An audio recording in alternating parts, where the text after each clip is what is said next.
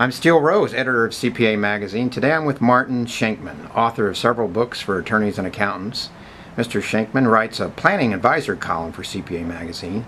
I'm looking forward to Martin's perspective on a number of topics as we prepare for another intriguing tax year. Let's start with any critical tax tips, Mr. Shenkman. Are there any tips that stand out among others? There's a number of interesting things that tie into the 1040 planning and estate planning. I see many errors where practitioners are not certain or not clear or misadvised perhaps about the tax status of trusts and whether or not they flow through to the individual's 1040. The predominant theme, if you will, of most trusts that have been created certainly since 2012 have been that they're grantor trust, meaning the income is taxed to the grantor setting it up.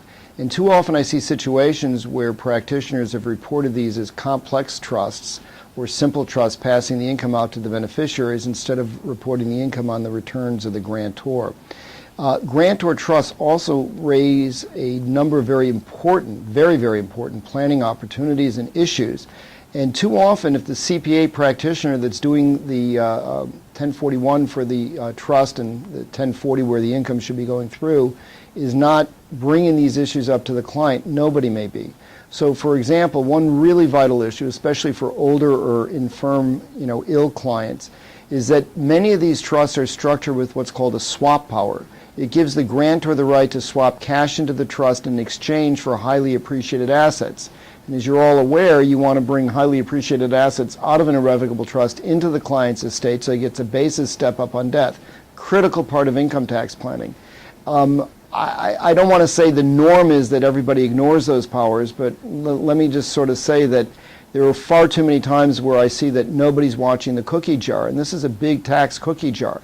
So even if you don't view yourself as a trust guru, you really need to just raise some of these issues. If you don't, no one may do it. Now, one of the problems I see is that these issues aren't raised because some practitioners don't even have a copy of the trust in a permanent file or haven't really reviewed the trust.